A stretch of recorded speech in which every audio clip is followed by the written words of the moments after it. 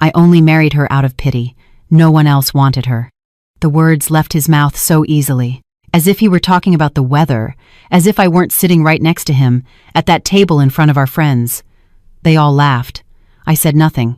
I stood up slowly, placed my wine glass on the table, and walked to the restroom. My legs were shaking, but my face was calm, serene, as if I had just heard a bad joke, and not the worst humiliation of my life. I closed the restroom door, leaned against the sink, and looked at my reflection in the mirror. 31 years old, a pediatrician, Dr. Ariana Cruz, respected at Chicago General Hospital. A woman who saves lives every day, and my own husband had just destroyed mine in front of everyone. My name is Ariana Cruz. I'm 31, and this is the story that changed my life forever. Chicago has always been my city. I was born here, I studied here, I built my career here. The brownstones of Lincoln Park, the smell of Garrett popcorn in the morning, the biting winter wind off the lake, the endless traffic on Lakeshore Drive. This was all my life. Before I met Victor, before everything turned into this, I took a deep breath, opened my purse, and pulled out my keychain, a small silver stethoscope charm my grandmother gave me when I got into medical school. I squeezed it in my hand. I always did that when I needed strength. "You are stronger than you think, my girl," she used to tell me. But in that moment, I didn't feel strong. I felt humiliated, small, invisible. Victor and I had been married for 5 years. 5 years in which I worked 12, 14-hour shifts in the pediatric ER. 5 years in which he was trying. That's what he always said. "I'm trying, Ariana. Give me time." Time for what was never clear. When we met, he was finishing his MBA. He never finished it. Then he said he was going to start a business. He never started it. Then he said he was going to find a job at a serious company. The serious company never came. And I kept paying the rent on the apartment in Lincoln Park. I kept paying for groceries, electricity, water, gas, the Ubers, the nights out, the dinners with our friends. What a deceptive word. Because that night, in that restaurant in the West Loop, with those people I thought were my friends, I discovered I was never part of anything. I returned to the table. They were all still laughing. Victor was telling another story with that smile I once found charming and now found fake, empty, cruel. I sat down, picked up my glass, and drank it all. No one noticed I'd been crying in the restroom, or maybe they did, and they didn't care. Victor placed his hand on mine as if it were a tender gesture, as if he hadn't just shattered me. "Are you okay, honey?" he asked. I looked him in the eyes, and in that moment, something inside me broke, but not with sadness, with clarity. "Perfectly fine," I replied, and I smiled. Because in that instant, while he kept talking, while the others kept laughing, while the waiter brought another bottle of wine that I would pay for with my card at the end of the night, I decided something that would change everything. But it wasn't time yet. Not yet. Before it all turned to ashes, there was light. There were mornings when I woke up happy. There was coffee brewing in the pot, fresh pastries on the table, and the feeling that I was building something real. That was 6 years ago. I was 25, just having finished my pediatric residency at Chicago General. I was exhausted, proud, and completely in love with my profession. Every child I saved, every mother who hugged me, crying with gratitude, every ER shift where I managed to stabilize a premature baby, all of it filled me in a way nothing else could. Chicago back then was all mine. I'd walk through Millennium Park with my friends from college. We'd eat deep dish pizza in River North, drink craft beers at bars in Wicker Park, get lost in the bookstores on Michigan Avenue. I rented a small apartment in Lincoln Park, a place with old hardwood floors, big windows, and a view of the tree-lined street. It wasn't luxurious, but it was mine. Everything I had earned on my own. My family was humble. My dad worked as a mechanic in a garage in Pilsen. My mom sold homemade pies on weekends at the Green City Market. They never gave me money for college, but they gave me something better, the certainty that I could do it. And I did. I graduated with honors, secured my position at the hospital. I started earning a good salary. I wasn't rich, but I lived comfortably. I paid my bills, helped my parents, saved a little each month. And then I met Victor. It was at a wedding, a distant cousin's wedding in Oak Brook. I didn't want to go. I had worked a 36-hour shift and just wanted to sleep. But my mom insisted. "Come on, honey, you need a break. It's always work, work, work." So I went. And there he was, Victor Vance. Tall, well-dressed, with that easy smile that made you feel like you were the only person in the room. We danced, we talked. He made me laugh. He asked about my job and seemed genuinely interested. He told me about his plans. Finish his MBA, open his own consulting firm, travel, build something big. It all sounded so possible. We started dating. At first, everything was perfect. Dinners at trendy seafood restaurants, walks along the lakefront, movies at the AMC, brunch at the Daily Grind Cafe. He always suggested nice places, and I always paid. But it didn't bother me. He was studying. I already had a stable income. It seemed fair. "When I finish my MBA, everything will change," he'd say. "You'll see, Ariana, I'm going to give you everything you deserve." And I believed him. Because he was charming, because he made me feel special, because after so many years dedicated only to my career, it was nice to feel chosen by someone. We got married 2 years later. A simple wedding in the garden of a venue in Elmhurst. My family, his friends, a string quartet, cocktails, a buffet, joy.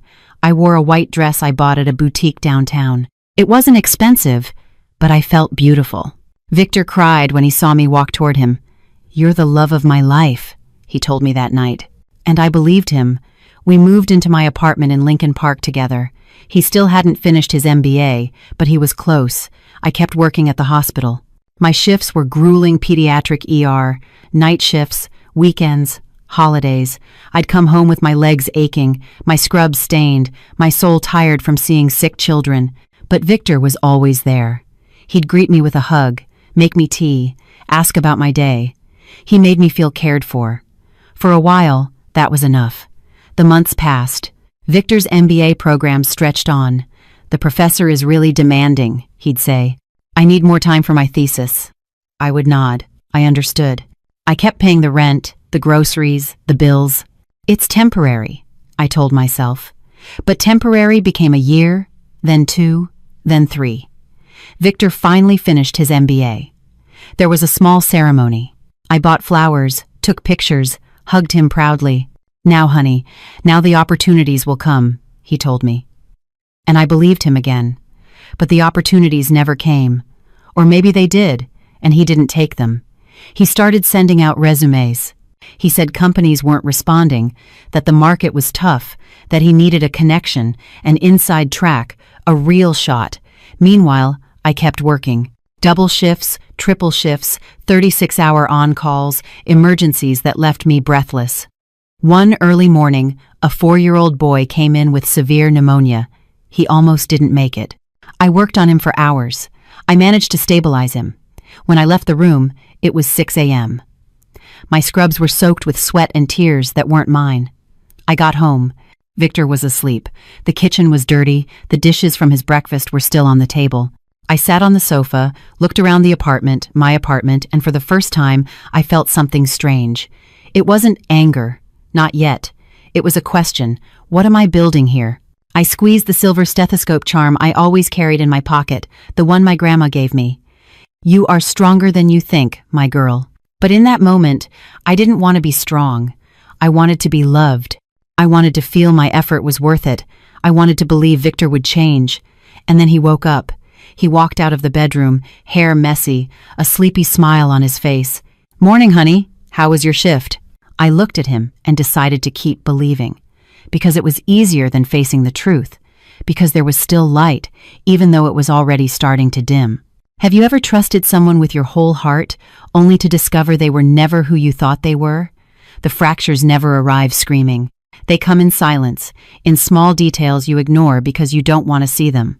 In comments that make you uncomfortable, but you justify them because he didn't mean it that way.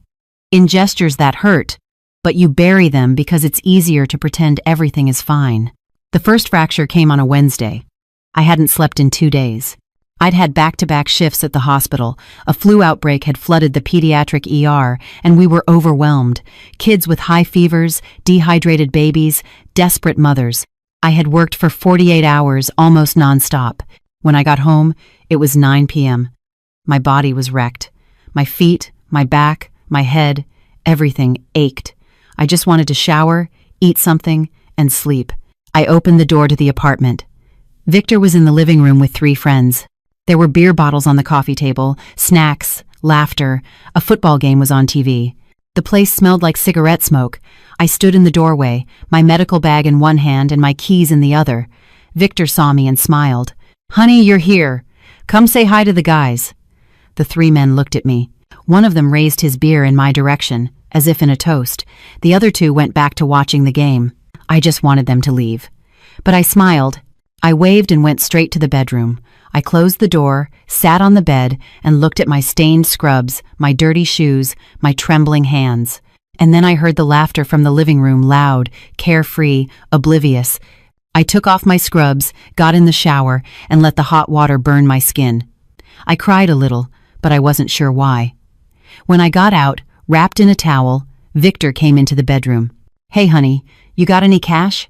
The guys and I are going to order some pizzas." I looked at him. He had that smile that I once found endearing and now just found careless. "Don't you have any?" I asked. "Nah, I'm out." "But you just got paid, right?" Yes, I had. My bi-weekly paycheck as a pediatrician at Chicago General. Money I earned working shifts that left me breathless. I opened my purse, took out a $50 bill, and gave it to him. "Thanks, honey. You're the best." He gave me a quick kiss on the cheek and left the room. I stood there, wet, exhausted, and felt a strange tightness in my chest. It wasn't anger, not yet. It was discomfort. But I pushed it down, buried it, and put on my pajamas.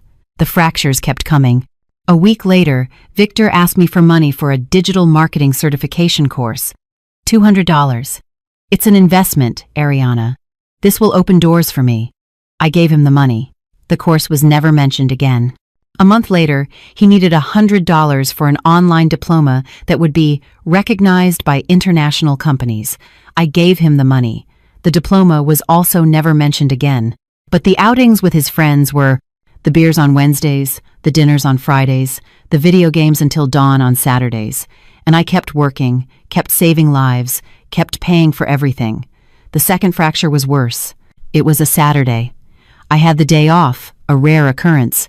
I decided to do something special. Clean the apartment thoroughly, go to the farmer's market, buy fresh ingredients, and make slow-cooked short ribs, Victor's favorite. I spent the whole morning in the kitchen.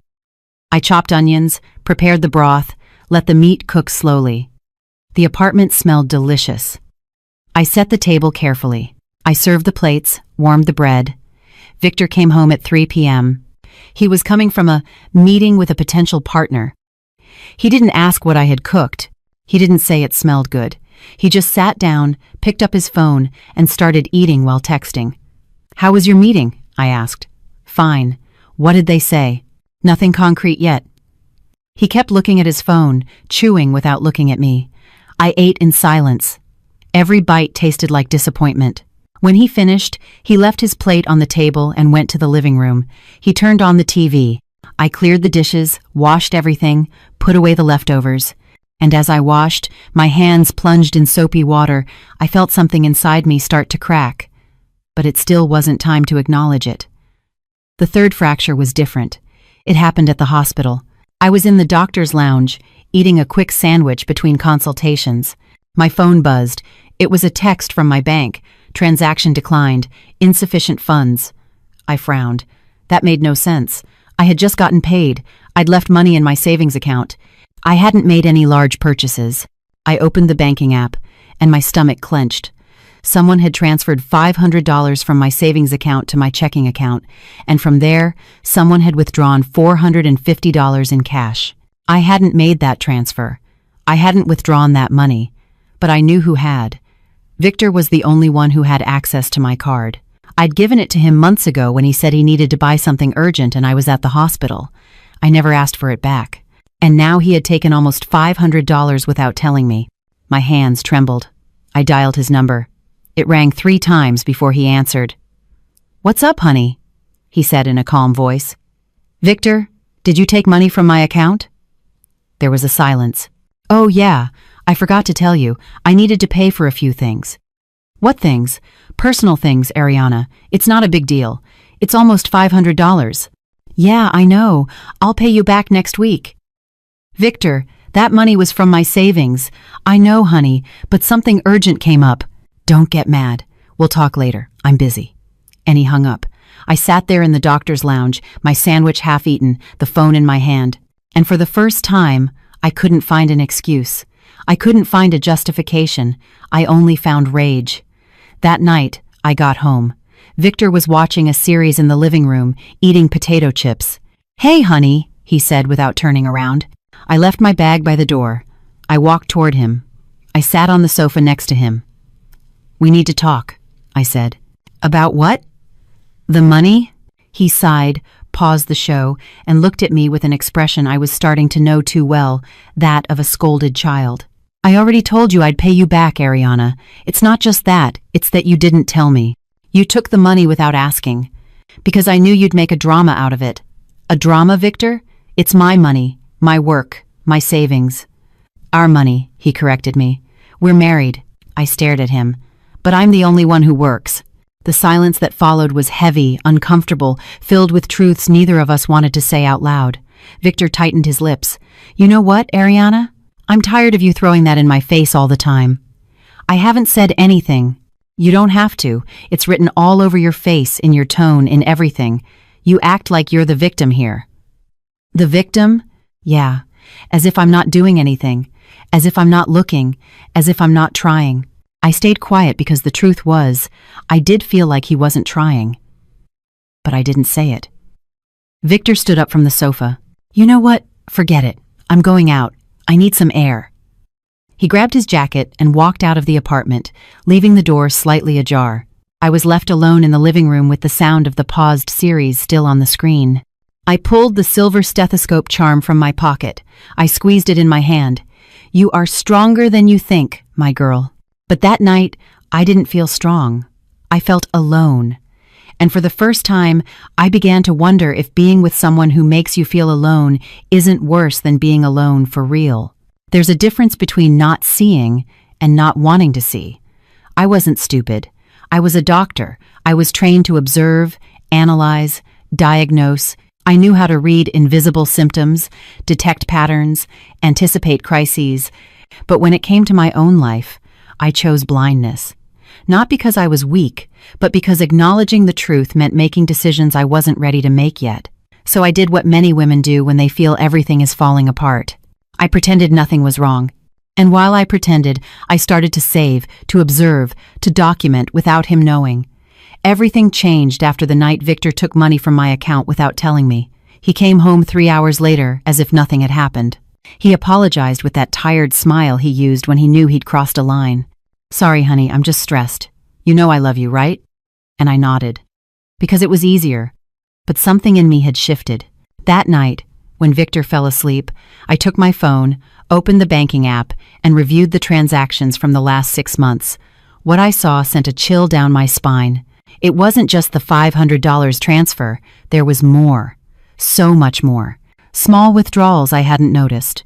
$30 here, $50 there, $80, transfers to accounts I didn't recognize, charges at restaurants, bars, video game stores, sports betting apps. I added it all up in my head. In 6 months, Victor had spent over $3,000 of my money. $3,000, the equivalent of a full month's salary for me. I sat on the bed with the phone in my hand, feeling the air leave my lungs. And then I did something I had never done before. I took screenshots of everything, of every transfer, every withdrawal, every charge. I saved them in a hidden folder on my phone. I named it Hospital Patient Charts. Victor would never look in a folder with that name. From that day on, I started to observe everything differently. I was no longer just his wife. I was a detective in my own home. I started noticing things I had previously ignored. Like the fact that Victor never brought home proof from his meetings with potential partners. He never mentioned names, never spoke of concrete projects. When I asked, he was always vague. It's confidential, honey. You know how business is. And I no longer argued. I just nodded and made a mental note. One Friday, I decided to run an experiment. I told Victor I had a double shift at the hospital and wouldn't be home until Saturday afternoon, but it wasn't true. My shift ended at 6 p.m. At 7, I came home silently. I walked up the stairs slowly. I opened the door carefully. Victor was in the living room, but he wasn't alone. There were 2 men with him. One of them was smoking. The other had a laptop open. On the table were beers, cash, and what looked like betting slips. Victor was leaning over the laptop, watching something on the screen with a tense expression. "Come on, man, place the bet. They're about to close." One of the men laughed. "If you lose again, you're screwed. Your old lady's gonna kill you." Victor let out a fake laugh. "She'll never know. She works all the time. She has no idea." I closed the door slowly, went down the stairs in silence, and walked to the Starbucks on the corner. I sat by the window, ordered a coffee I didn't drink, and I cried. Not because I was surprised, but because I finally had confirmation of what I already knew. Victor wasn't looking for a job. He wasn't building a future. He was gambling. Gambling away my money and lying about everything. That night, I came home at 11, as if I had really been at the hospital. Victor was in bed, looking at his phone. "Hey, honey, how was the shift?" "Tiring," I said. "Very tiring." I went into the bathroom, locked the door, took out my phone, and wrote down everything I had seen in a note, with the date and details. Friday, October 14, 7:15 p.m. Victor at home with 2 men, gambling. Said, "She works all the time, she has no idea." I saved the note in the same hidden folder, hospital, patient charts. The following days were strange. I continued to be the same Ariana as always. I worked, cooked, cleaned, paid the bills, but inside, I had changed. Now I saw everything with different eyes. When Victor asked for money for gas, I gave it to him, but I took a screenshot of the transfer. When he told me he was going to a job interview, I nodded, but I checked his real-time location. Months ago, he had agreed to share his location with me, so I wouldn't worry. He never imagined I would use it for this, and I discovered the interviews were lies. Sometimes he was at friends' houses, other times at bars. Once, at a casino in Hammond, Indiana. I said nothing, I just took screenshots and kept saving. One day, while cleaning the bedroom, I found something under the mattress. A shoebox. I opened it. Inside were lost betting slips, bar receipts, pawn shop loan slips, and a notebook. I opened it with trembling hands. It was a ledger of debts, handwritten, with names and numbers. Victor owed money to 5 different people, a total of $5,000. $5,000. I felt short of breath. I took photos of every page, every receipt, every ticket. Then I put everything back exactly where it was and left the bedroom as if nothing had happened. That night, Victor came home late. He smelled of beer. His eyes were red. "Where were you?" I asked in a calm voice. "With a potential client. We went for a drink." "Oh, that's good." He smiled at me, gave me a kiss on the forehead. "You're the best, Ariana. Seriously, I don't know what I'd do without you." And he went to sleep. I stayed in the living room. I took the silver stethoscope charm from my pocket.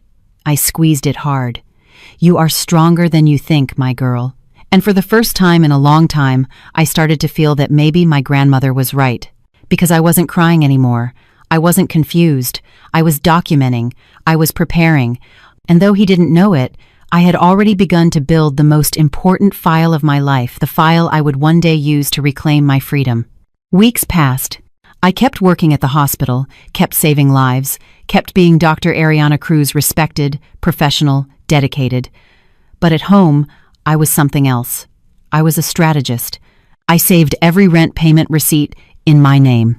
I saved every grocery receipt, paid with my card. I saved every bill for electricity, water, gas, internet, all in my name. I opened a new bank account at a different bank, without Victor knowing. I started depositing a small part of my salary there.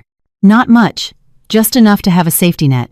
And I kept taking screenshots of WhatsApp conversations where Victor asked me for money, of transfers, of locations, of everything, because something inside me knew this wasn't going to end well. And when the time came, I was going to be ready. One night, Victor hugged me in bed. "I love you, Ariana," he said in the dark. "I love you too," I replied, but I wasn't sure if it was true anymore. Because love isn't sustained by words alone. It's sustained by actions, by respect, by reciprocity, and Victor was giving me none of that. I closed my eyes and for the first time, I imagined a future without him. A future where I didn't have to pretend, where I didn't have to keep secrets on my own phone, where I could breathe without feeling like something was crushing my chest. And that future, as much as it scared me, was starting to feel more real than the present. The truth never arrives whole. It comes in pieces, in fragments you have to assemble like a broken puzzle, and each piece hurts more than the last. I had been documenting in silence for 3 months. 3 months of gathering evidence, taking screenshots, pretending everything was fine while I was crumbling inside. But I still didn't have the full picture. I still didn't know how deep the hole was. Until one Tuesday, something changed.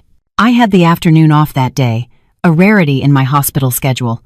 I decided to use the time to run errands, go to the grocery store, pay some bills, pick up the dry cleaning. By the time I was done, it was only 4 p.m.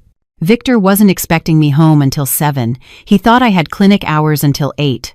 I walked up the stairs to our building, grocery bags in my hands.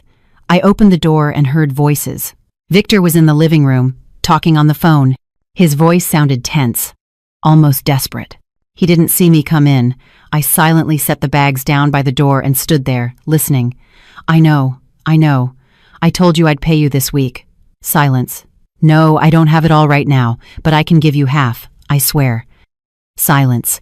Look, my wife gets paid on Friday. As soon as she does, I'll wire it to you, I promise. My blood ran cold. Yeah, she has a good job, she's a doctor, it won't be a problem. My breathing stopped. I'm telling you, yes, relax. Friday, without fail, I'll send you the $1,500, and the other $1,500, the Friday after. Okay. We're set. He hung up. He sat there on the sofa with his head in his hands. I took a slow, silent step back. I left the apartment. I closed the door carefully. I went down and sat on the building's front steps, my legs trembling. $1,500. And then another $1,500. $3,000 he had already promised from my money, without asking, without telling me, as if I were an ATM. I took out my phone. My hands were shaking so much I almost dropped it. I went to my email, searched my inbox, and there it was. An email from 3 days ago that I hadn't seen because I'd been on back-to-back shifts. It was from the bank. Subject, personal loan application approved. I opened the email, my heart pounding so hard I could hear it in my ears. Dear Ariana Cruz, your personal loan application for the amount of $5,000 has been approved. The funds will be deposited into your account on October 18th. No. I hadn't applied for any loan. I opened the banking app with trembling hands, and there it was, a loan in my name for $5,000. Approved. Victor had access to my online banking. I'd given it to him months ago when he said he needed to check something urgently, and I was in surgery. I never asked for it back, and I never changed the password. And now he had applied for a loan in my name, without telling me. I felt the world shift beneath me. I called the bank, my voice trembling. I spoke to an agent. Good afternoon. This is Dr. Ariana Cruz. I need information about a loan that's appeared on my account. The woman checked my details. Yes, doctor, your loan was approved 3 days ago. The funds will be deposited tomorrow morning. Can I cancel it? Cancel it? Well, you would have to go to a branch and submit a formal request, but once the money is deposited, it can't be canceled. It can only be paid off early, but you would have to pay interest. I closed my eyes. And who submitted the application? The application was submitted online from your electronic banking user profile, doctor. At what time? On October 15th at 11:47 a.m. October 15th. That day, I was at the hospital, in surgery, operating on a little girl with appendicitis. And Victor was at home, applying for a loan in my name to pay his gambling debts. Thank you, I said in a broken voice and hung up. I sat there on the steps for how long? People walked by me, neighbors going up and down. Some greeted me. I just nodded. On the outside, I seemed fine. On the inside, I was falling apart. I took the silver stethoscope charm from my purse. I squeezed it so hard it hurt the palm of my hand. You are stronger than you think, my girl. But in that moment, I didn't feel strong. I felt betrayed, used, destroyed. I don't know how much time passed before I could move. Finally, I stood up, went upstairs, grabbed the grocery bags I'd left by the door. I entered the apartment. Victor was in the bedroom. I could hear the shower running. I left the bags in the kitchen. I put everything in the fridge. I walked to the bedroom. I sat on the bed and waited. Victor came out of the bathroom 10 minutes later with a towel around his waist, his hair wet, whistling a song. He saw me sitting on the bed and smiled. "Hey, honey, didn't hear you come in." I looked at him, and for the first time in months, I didn't pretend. "We need to talk," I said in a cold voice. His smile wavered. "About what?" "The loan." He froze. "What loan?" "The $5,000 loan you applied for in my name without telling me." The silence that followed was deafening. Victor ran a hand through his wet hair, averted his gaze. "Ariana, I was going to tell you." "When? After the money was already deposited?" It's complicated. It's not complicated, Victor. It's theft. You applied for a loan in my name without my permission. It's not theft. We're married. It's our money." I stood up from the bed, took a step toward him. "It's not our money. It's my money. I work. I pay for everything. I'm the one who will have to pay back that loan. I know, Ariana, but I had an emergency." "What emergency?" He didn't answer. "What emergency, Victor?" He clenched his jaw. "I have a debt." "How much?" $3,000. "And the other 2,000? "Other gambling debts." I looked him straight in the eye, and he looked down. That was all the answer I needed. I stood there in front of him, feeling everything I had built for 6 years crumble. "How long have you been gambling?" I asked, my voice trembling. "It's not what you think." "How long, Victor?" 2 years. "But it's not serious. It's just been bad luck lately." "Bad luck?" I laughed. It was a bitter, broken laugh, full of pain. "You've been gambling away my money for 2 years and you call it bad luck? Ariana, listen to me." "No," I interrupted, my voice firm. "I don't want to listen to you anymore. I don't want any more lies." "They're not lies. It's just that—" "What? You didn't want to worry me? You were going to fix it? Everything was going to be fine?" He didn't answer because he knew there was no answer that could justify what he had done. I turned and walked toward the bedroom door. "Where are you going?" he asked, his voice worried. "To sleep on the couch. Ariana, don't be like that." I stopped. I turned to look at him. "Don't be like that. That's what you always say. As if I'm the problem, as if I'm the one overreacting. But you know what, Victor? I'm done pretending everything is okay." I walked out of the bedroom, closed the door, and lay down on the living room couch with the silver stethoscope charm clutched in my hand. And I cried. I cried for all the lost time, for all the wasted money, for all the lies I swallowed, for the woman I was before I met him, and for the woman I had become. But in the midst of the tears, something changed. Because I wasn't sad anymore, I was furious. And fury, I discovered that night, is so much more powerful than pain. There are moments in life that change you forever, moments that divide your existence into a before and an after. For me, that moment came 3 weeks after I discovered the loan. 3 weeks in which Victor and I lived like strangers under the same roof. He slept in the bedroom, I slept on the couch. We spoke the bare minimum. Good morning, good night, nothing more. I kept working, kept paying the bills, kept pretending to the world that everything was fine. But inside, I was building something. A plan. An exit. And then came Saturday night. The night that changed everything. Victor had been insisting for days that we go to a dinner with his friends. I didn't want to go, but he insisted so much that I finally agreed. "Please, Ariana, we haven't gone out in weeks. People are going to start asking." People. He always cared more about what people thought than what I felt. But I agreed to go.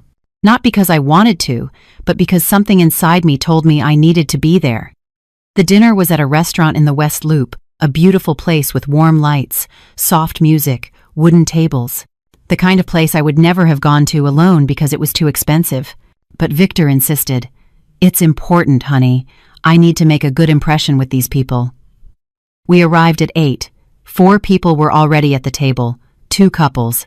Rick and Sophie, he worked in advertising. She was an influencer. And Mike and Danielle, he owned a travel agency. She didn't work. They all smiled when we arrived. Hugs, kisses on the cheek, comments on how great we looked. I smiled, said hello, sat down, and from the first moment, I knew something was wrong. The dinner started normally. They ordered wine, made toasts, talked about superficial things, the traffic, the weather, a show they were watching on Netflix. I barely spoke. I just listened, observed. Victor was nervous. I could see it in the way he fidgeted with his glass, in how he constantly changed the subject, in how he avoided my gaze. After the second glass of wine, Rick leaned forward and said, "So, Victor, when are you going to let us in on this business you've been talking about?" Victor laughed, a forced laugh. "Soon, soon. Just finalizing a few details." Mike laughed too. "Details. It's always details with you, man." There was some uncomfortable laughter around the table. I didn't laugh. Sophie looked at me and smiled. "And you, Ariana, how do you put up with this one? It must be exhausting being married to a dreamer." "He's not a dreamer," I replied in a calm voice. "He's a gambler." Silence fell over the table like a stone. Victor shot me a furious look. "Ariana," but I didn't stop. "He's been gambling for 2 years, at casinos, on sports betting, and losing." Sophie put her glass down. Mike and Rick exchanged glances. Danielle looked down at her plate. Victor half stood. "That's enough, Ariana." "Enough of what? Telling the truth? Are you drunk?" "I haven't had a single glass." And it was true. My wine glass was still full. Rick cleared his throat. "Well, I think this is something you two should discuss in private." "There's nothing to discuss," I said firmly. "Everyone here knows the truth. They just don't want to say it." Victor clenched his fists. "We're leaving. Now." But I didn't move. And then it happened. Mike, who had been quiet until then, let out an awkward laugh. "Look, Ariana, we all know Victor has his issues, but that doesn't mean you have to embarrass him in public." I stared at him. "Embarrass him?" "Yeah, look at him. The poor guy is trying. He has bad luck, but he's trying." "Trying to do what? Destroy my life?" Mike sighed. "Oh, Ariana, don't be so dramatic." And then Rick spoke, with that condescending voice men use when they think they're being reasonable. "Look, we get that you're upset, but Victor is our friend, and frankly, we all think you're a little controlling." I froze. "Controlling?" "Yeah, you're always working, always tired, always in a bad mood. Poor Victor doesn't even have room to breathe." Sophie nodded. "It's true, Ariana. No offense, but sometimes it seems like you're the one who wears the pants in the relationship." And then Victor spoke, with that voice I knew so well, the voice he used when he wanted to look good, when he wanted everyone to see him as the victim. "You guys just don't know what it's like living with her." I felt the air leave my lungs. "It's exhausting. It's always work, work, work. She never has time for me, never wants to go out, never wants to do anything fun." Rick nodded sympathetically. "I get it, man." And then Victor said the words that changed everything. "I only married her out of pity. No one else wanted her." The world stopped. All the noise in the restaurant disappeared. Only those words remained. "I only married her out of pity. No one else wanted her." And they all laughed. Sophie, Mike, Rick, Danielle, all of them. I sat there, motionless, feeling something inside me break into 1,000 pieces. Victor kept talking, fueled by their laughter. "Seriously, I met her at that wedding and she was all alone. No one was talking to her. I felt sorry for her. I thought, well, someone's got to do her a favor." More laughter. "And then it turned out she was a doctor." I thought, not bad. "At least she has money." Mike slapped him on the back. "You're a genius, man." And they all kept laughing, all of them except Danielle, who was looking at me with something like pity in her eyes. I didn't cry. I didn't scream. I didn't say a word. I just stood up slowly, with dignity. I took my purse and walked to the restroom. I locked myself in a stall, sat on the toilet lid, and breathed. Once, twice, 3 times.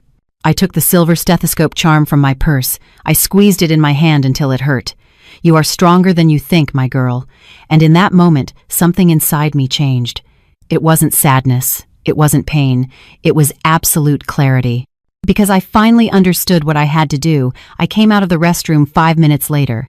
I walked back to the table, my back straight, my head held high, my heart pounding with strength. They were all still laughing. They continued with their wine, their jokes, their cruel comments. Victor saw me approach and smiled. "There she is. The drama's over." I reached the table. I didn't sit down. I opened my purse and took something out. A manila envelope. I dropped it in the middle of the table. The sound was sharp, definitive. Everyone fell silent. Victor looked at the envelope, frowning. "What is this?" "Open it," I said in a cold voice. "Ariana, don't start. Open it." There was something in my tone that made him obey. He opened the envelope and took out the contents.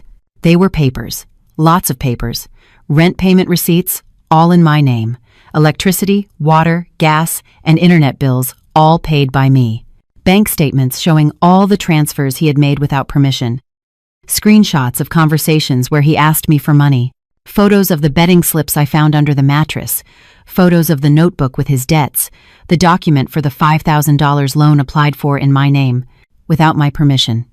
Everything. Absolutely everything. Victor turned pale.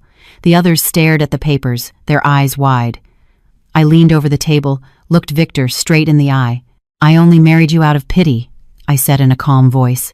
"No one else wanted you." The silence was absolute. "And tomorrow at 10 a.m., we are signing the divorce papers. You and me. At my lawyer's office." I took another paper out of my purse.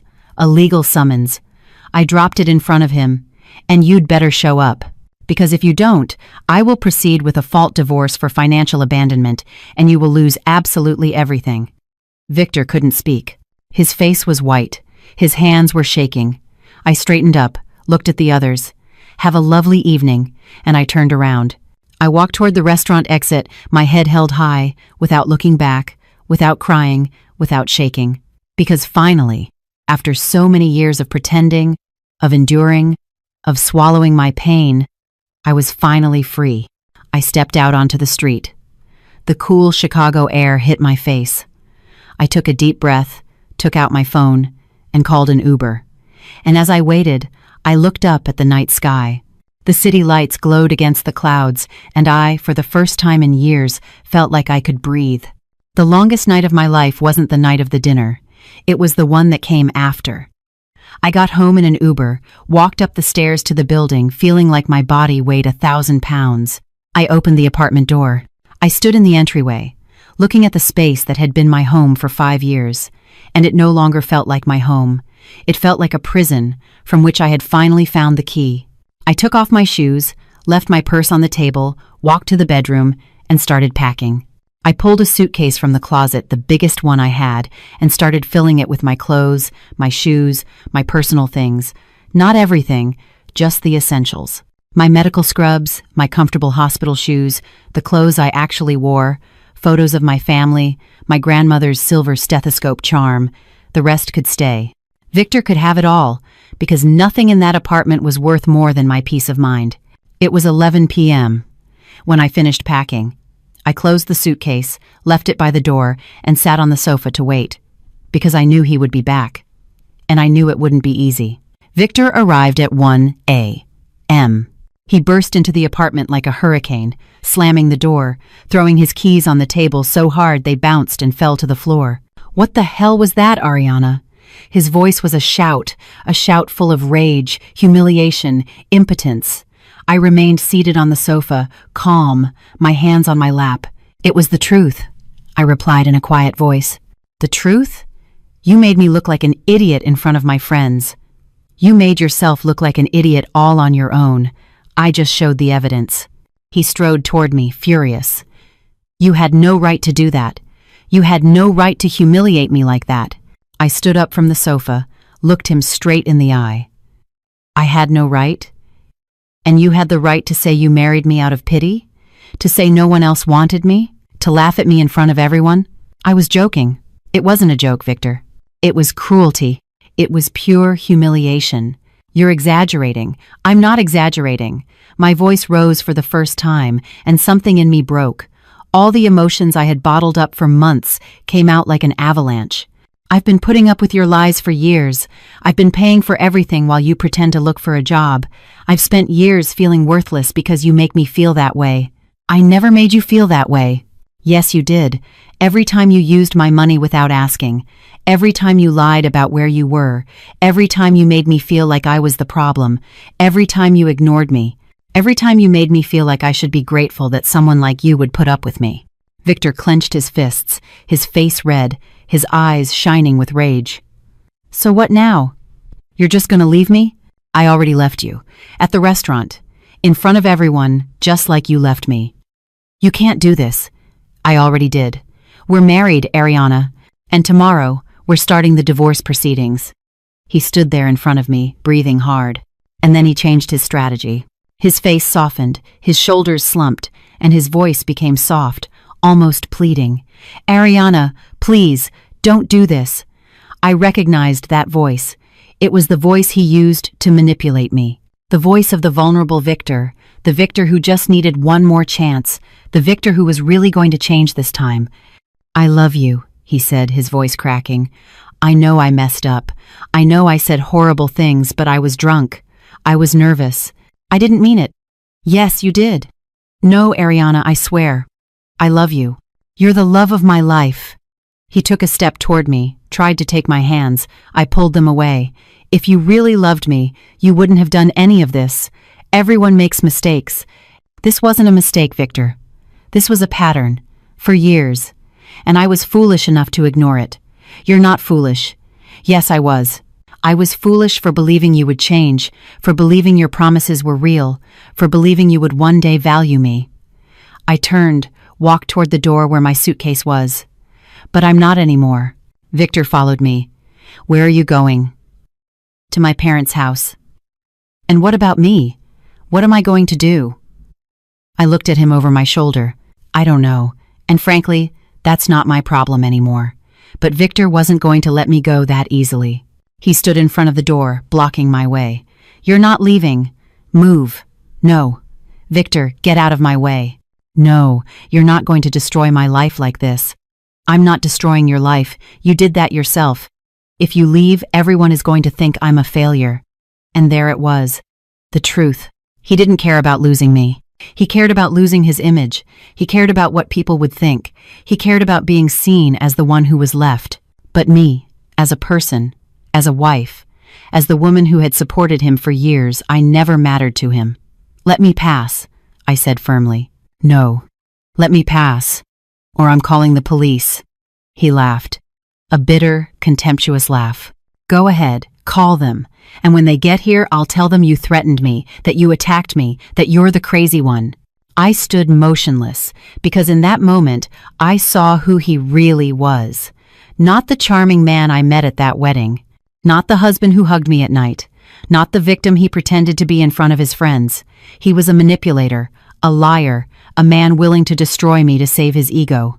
I took out my phone, opened the voice recorder, and pressed record. "Victor," I said in a clear voice, "are you threatening me?" "I'm not threatening you. I'm telling you the truth." "Are you telling me that if I call the police, you're going to lie about me?" "It's not lying, it's—" He stopped, and he finally understood what I was doing. He looked at me with eyes full of hatred. "You've always been a calculating bitch," I responded calmly. "I've always been an intelligent woman. It just took me a long time to realize it. And then I did something I never thought I would do. I screamed, 'Help! Help me!'" Victor's face went pale. "What are you doing? Help, please!" The doors of our neighbors started to open. Mr. Henderson, the man from the apartment next door, stepped into the hallway. "What's going on, doctor?" "He's holding me against my will," I said, my voice trembling. "He won't let me leave." Mr. Henderson looked at me, then looked at Victor with a disapproving face. "Young man, let her pass." Victor clenched his jaw, but finally he stepped aside. I grabbed my suitcase, walked to the door. Mr. Henderson walked me to the stairs. "Are you all right, doctor?" "Yes, thank you, Mr. Henderson. Do you need me to call someone?" "No, I already called my dad. He's on his way." It was a lie. I hadn't called anyone. But I went down the stairs, out onto the street, and called another Uber. While I waited, I looked up. Victor was in the apartment window, looking down at me, his arms crossed, his face full of hatred, and I felt nothing anymore. Not love, not pity, not guilt, just relief. The Uber arrived 10 minutes later. I got in with my suitcase. "Where to?" the driver asked. "Pilsen. To my parents' house." During the entire ride, I didn't cry. I just looked out the window, watching the streets of Chicago go by. The same streets where I had built my life, the same streets where I had lost so much, and the same streets where I was now going to rebuild myself. I got to my parents' house at 2 a.m. I knocked on the door. My mom opened it in her pajamas, her eyes full of sleep.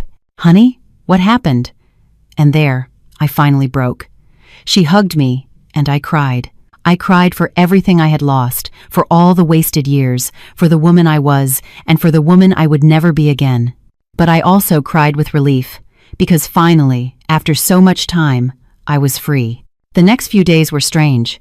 I stayed at my parents' house, in my childhood bedroom, with the same walls, the same curtains, the same memories of when life was simpler. My mom brought me tea. My dad didn't ask questions. He just hugged me and said, "You're safe here, my girl." But I didn't stay still, because the pain could wait. Justice could not.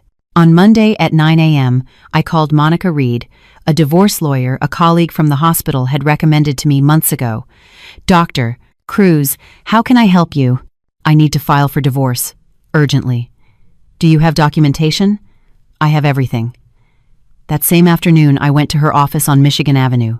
I arrived with a folder full of evidence: payment receipts, bank statements, screenshots, photos of the debts, the fraudulent loan document, the recording of the night Victor threatened me. Everything. Miss Reed reviewed every document, her expression growing more surprised with each page. "Doctor, this is a solid case. Very solid. How long will it take?" "With this documentation, we can file for a fault divorce. Grounds: financial infidelity, threats, misuse of marital assets. If he doesn't contest it, it could be done in 3 months. If he fights it, 6 months max. I want to proceed." "Are you sure?" "Once we start, there's no going back." I took the silver stethoscope charm from my purse. I squeezed it in my hand. I've never been more sure of anything in my life. Victor was served with the divorce papers on Wednesday, my lawyer told me. He signed for them, but he didn't look happy. "I don't care how he looks. Doctor, be prepared. He's going to try to fight this. Men like him always do." And she was right. Victor started calling me, 10 times a day, 20, 30. I didn't answer. He started sending texts. "Ariana, please, let's talk. This is a mistake. I love you. We can't end like this. My friends are turning their backs on me. They all think I'm a monster. This is your fault. If you don't drop this, you're going to regret it." I saved every message, took screenshots, and sent them to my lawyer. "Perfect," she said. "This is harassment. We'll use it." But Victor didn't just contact me. He started calling my parents, my mom. "Ma'am, please, talk to Ariana." "This is all a misunderstanding." My mom hung up on him. He tried to contact my colleagues at the hospital, my friends. One of them, Lucia, called me, worried. "Ariana, Victor just messaged me saying you're sick, that you're having a nervous breakdown, that you need psychiatric help." I took a deep breath. "I'm not sick, Lucia. I'm divorcing a manipulator." I figured. "I just wanted you to know, if you need anything, I'm here for you." That call made me understand something. Victor wasn't going to stop. He was going to try to destroy my reputation. So I did the only thing I could do. I got ahead of it. That night, I wrote a long, honest, direct message. I sent it to my close group of friends, to my trusted colleagues at the hospital, to my extended family. It said, "Family and friends, I want you to hear this from me before you hear rumors. Victor and I are getting a divorce. The decision is final and non-negotiable. For years, I financially supported our marriage while he was gambling, lying, and accumulating debts in my name. He took out a $5,000 loan in my name without my consent. I have saved all the evidence. I'm not looking for pity, only for peace and justice. I ask for your respect for my privacy at this time, and if Victor contacts you with stories about my mental health or my character, please know that it is a lie. Thank you for your support, Ariana." I pressed send and waited. The replies started coming in within minutes. "I support you, cousin. You're so brave, Ariana. I always knew something was off. I'm here for whatever you need." "That bastard doesn't deserve your time," I cried, but this time not from sadness, but from gratitude, because I wasn't alone. Meanwhile, Victor's world began to fall apart. His friends, the same ones who laughed with me at the restaurant, started to distance themselves. Rick stopped talking to him. Mike blocked him on WhatsApp. Sophie posted on her Instagram stories, "Surround yourself with people who lift you up, not drain you," with a picture of a sunset. Obviously, Danielle, the only one who had looked at me with pity that night, sent me a private message. "Ariana, we don't know each other well, but I want you to know that what Victor did was horrible." And I stayed quiet. "I'm so sorry. I hope one day I have your courage." I replied, "It's never too late to find it." 2 weeks later, I got another call from Miss Reed. "Doctor, I have news. Tell me, Victor has agreed to an unconditional divorce. He signed everything." I was silent. "Everything?" "Everything. He waives any right to your assets. He accepts the grounds for divorce. He's not asking for alimony. He's not asking for anything. He just wants this to be over quickly." "Why?" "Because we showed him all the evidence. We explained that if we went to trial, not only would he lose, but we could press criminal charges for the fraudulent loan." He got scared. I closed my eyes. "When can I sign?" "Next Friday at 10 a.m. I'll be there." That Friday, I arrived at the courthouse with my mom. Victor was already there, alone. Without his friends, without his smile, without his arrogance. He looked smaller, older, more defeated. He saw me walk in. He tried to smile. "Ariana," I didn't respond. We went into the courtroom, signed the papers. The judge officially declared our marriage dissolved, and I walked out of there a single woman. Free. Reborn. Outside the courthouse, my mom hugged me. "I'm so proud of you, honey." "Thanks, Mom." "How do you feel?" I looked up at the sky. It was a sunny day in Chicago. The air felt crisp and clean. "I feel light," I said, "like I've been carrying a huge rock for years, and I finally let it go." I took the silver stethoscope charm from my purse. I watched it shine in the sun. "You are stronger than you think, my girl. My grandmother was always right. Karma doesn't arrive with fireworks.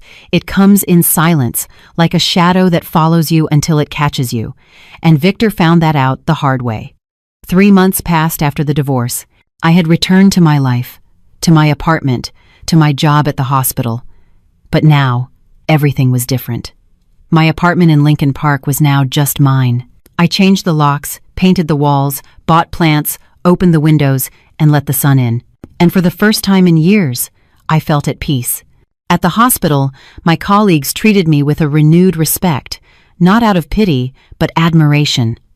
"Dr. Cruz, you're an example," a young resident told me, "that we can be strong even when everything falls apart."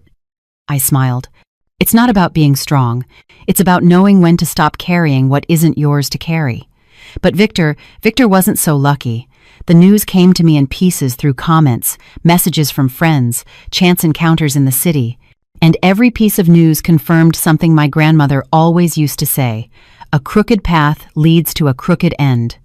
First, he lost his social circle. Rick, Mike, Sophie, they all distanced themselves. Not because I asked them to, but because they started to realize who he really was. One day, Lucia told me that Victor had borrowed money from Rick, $500, and never paid it back. Rick started asking around and discovered that Victor owed money to other people, that the business meetings were gambling sessions, that the opportunities were lies. "The bastard used me," Rick told Lucia, and we defended him. The friend group dissolved, and Victor was left alone. Second, the debts caught up with him. The people he owed money to started collecting with interest, with threats. One day, I saw a post in a Lincoln Park neighborhood group on Facebook. "Does anyone know where Victor Vance lives? He has an outstanding debt." Another neighbor replied, "He moved out a month ago. Didn't leave a forwarding address." Victor had to leave the apartment that I paid for. He moved into a rented room in a rougher neighborhood, with no furniture, nothing. And every month, the debts grew. Third, his reputation was destroyed. In Chicago, especially in certain circles, everyone knows everyone. Everyone talks. And the story of what happened that night in the West Loop restaurant spread like wildfire. Did you hear about Victor Vance? Yeah, the guy who married the doctor for her money and then humiliated her in public, and she left him with the receipts on the table. How embarrassing. Victor tried to find a job, but every time someone Googled his name, comments, gossip, stories would pop up. No one wanted to hire him. No one wanted to be associated with him. He had become an example, a cautionary tale. Don't be a Victor. Fourth, his family found out. 3 months after the divorce, Victor's mom sought me out. She came to the hospital and asked for me at the front desk. When they told me, I hesitated, but I finally agreed to see her. We sat in the hospital cafeteria. She ordered a coffee. I just had water. Dr. Ariana, she began, her voice trembling. I don't know what to say. You don't have to say anything, ma'am. Yes, I do. Because I found out about everything. The gambling, the debts, how he treated you. There were tears in her eyes. I raised him better than that, or at least I thought I did. Ma'am, with all due respect, Victor is an adult. His decisions are not your responsibility.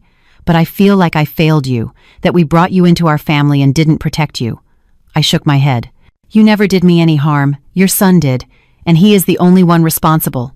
She nodded, drying her tears. Can I ask you something? Go ahead. Do you think he can change? I thought for a moment. I think people can change, but only if they want to, and only if they face the consequences of their actions. And do you think he's facing them? Yes, I replied softly. I think he finally is. She nodded, stood up. Thank you for seeing me, and forgive me, on behalf of my family.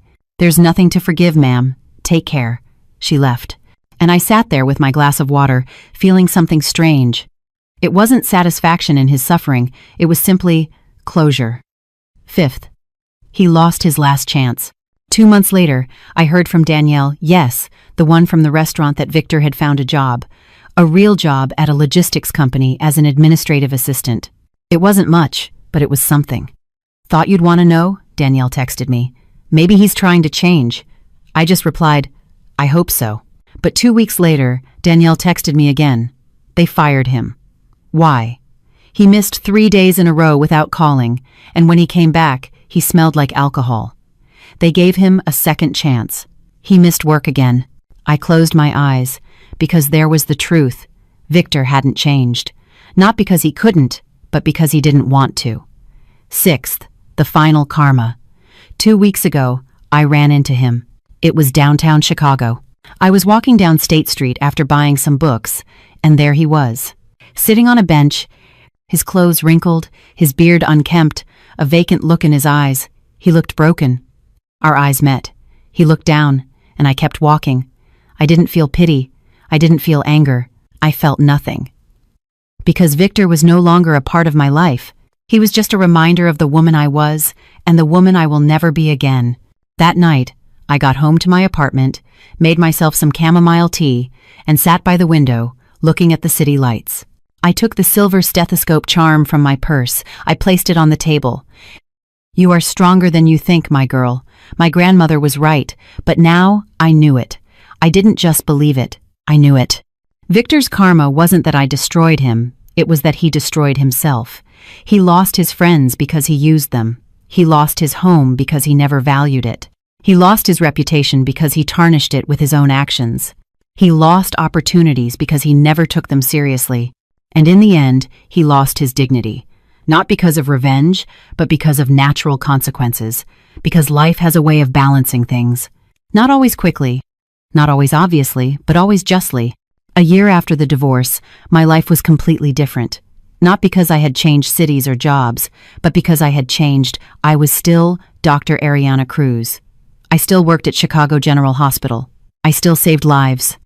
I still loved my profession. But now, when I came home after a long shift, I didn't feel that weight on my chest. There was no one waiting to ask me for money, no one to minimize my exhaustion, no one to make me feel my efforts weren't enough.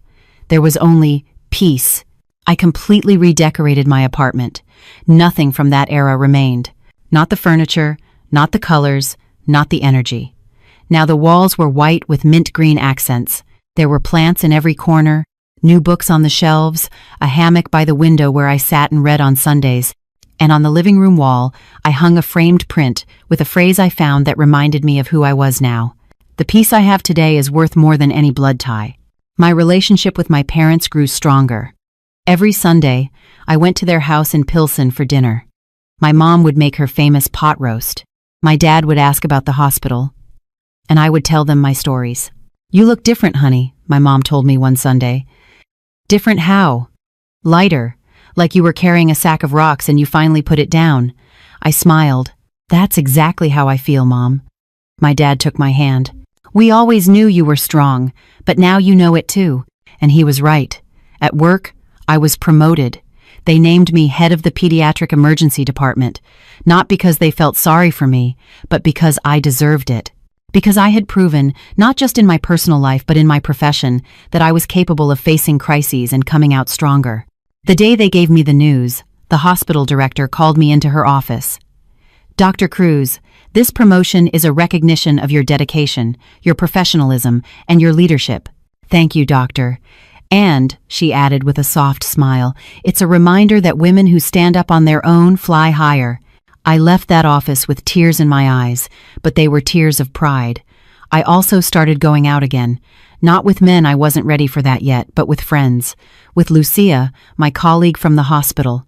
We'd try new coffee shops on Saturday afternoons. With my cousins, we'd go for walks along the lakefront. With Danielle, yes, the one from the restaurant who became an unexpected friend, we'd go to the movies. I laughed more in those few months than I had in the last 5 years, and I realized something important. I didn't need a man to be happy. I needed to be happy with myself. And finally, I was. One day, 6 months after the divorce, one of my patients, a 7-year-old girl with pneumonia, gave me a drawing. It was a picture of me in my white coat, with a stethoscope around my neck and a smile. Underneath it said, "Thank you for saving me, doctor. You're my hero." I broke down. Because for so long, I had been so busy trying to save my marriage that I forgot my real purpose was to save lives. I taped that drawing to the wall of my office, and every time I see it, it reminds me why it was all worth it. 3 months ago, I did something I never thought I would do. I started therapy, not because I was broken, but because I wanted to understand. Understand why I stayed so long. Understand why I ignored the red flags. Understand how to avoid repeating the same patterns. My therapist, Dr. Campos, helped me see things I couldn't see on my own. "Ariana, you weren't stupid. You were loyal. And loyalty isn't a bad thing. It becomes bad when that loyalty turns into self-destruction. And how do I know the difference? When you start losing pieces of yourself to keep someone else afloat, that's the difference." And there, I understood everything. My grandmother's silver stethoscope charm is still with me. I carry it in my coat pocket every day now. It's not just an object anymore. It's a reminder of where I come from, what I survived, and the woman I became. 2 weeks ago, I was at the hospital, in the doctor's lounge, grabbing a quick coffee between consultations. A young resident sat down next to me. "Dr. Cruz, can I ask you something?" "Of course. How are you so strong?" I looked at her. There were tears in her eyes. "What's wrong?" "My boyfriend, he's making me feel like I'm not enough, that I work too much, that I don't have time for him, and I feel like I'm losing pieces of myself." A lump formed in my throat because I knew that feeling all too well. "Does he work?" I asked. "No, he's finding his path." "Do you support him financially?" She looked down. "Yes." "And does he value your effort?" "He says he does, but you don't feel it." She nodded. I took her hand. "Listen to me carefully. You are not responsible for saving anyone. Your only responsibility is to yourself. And if someone makes you feel small, it's not because you are small. It's because they need you to feel that way so they can feel big," she cried. "But I love him. I loved him too, and it almost destroyed me. Because love isn't enough if it doesn't come with respect, with reciprocity, with value." "And how did you know when to leave?" I smiled sadly. "When I finally realized that being with someone who made me feel alone was worse than being alone for real." The resident left that afternoon. I don't know if she took my advice. I don't know if she stayed or left. But I know I planted a seed. And sometimes, that's enough. Today is a sunny Saturday in Chicago. I'm in my apartment, windows open, soft music playing, a book in my hands, and I feel whole. Not because I have everything, but because I finally have myself. Sometimes I think about Victor, not with anger, not with sadness. Just, with nothing, because he's no longer part of my story. He's just a lesson. A painful lesson, yes, but a necessary one, because he taught me something no class, no book, no lecture could have ever taught me. My silence almost destroyed me, but my truth saved me. I no longer make myself small so others can feel big. I no longer ignore red flags, hoping they will turn green. I no longer apologize for being successful, for being intelligent, for being strong, because I learned that the peace I have today is worth more than any blood tie, that sometimes losing a family is gaining a life, and that the most powerful woman isn't the one who never falls. It's the one who falls, gets up, dusts herself off, and keeps walking with her head held high. I took the silver stethoscope charm from my pocket. I watched it shine in the sunlight streaming through the window. "You are stronger than you think, my girl." I smiled. "I know, Grandma. Now I know." My silence almost destroyed me. My truth saved me. I no longer make myself small so others can feel big. The peace I have today is worth more than any blood tie. Sometimes losing a family is gaining a life.